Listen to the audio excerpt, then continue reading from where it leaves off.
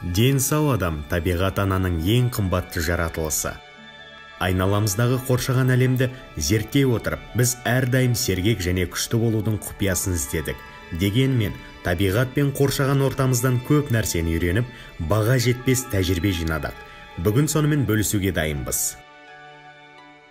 Қазіргі кезде біз тән саулығы адамның өзіне және жақындарына деген сүйіспеншілік пен қамқорлығына тікелей байланысты екенін білеміз. Ерекше табиғаты бар Қостанай облысы бүгінгі күні өз шипажайларында туристерге жаны мен тәнін сауықтыруға бағытталған демалыс ұсынады.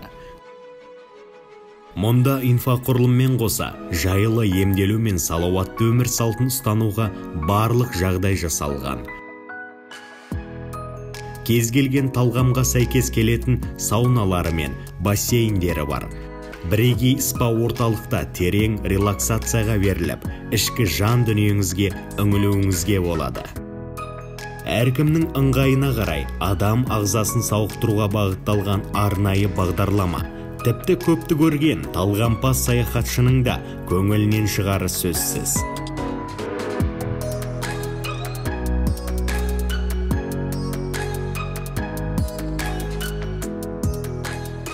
Қостанай облысында қала мен әсем табиғат бір-бірімен үйлесім тапқан.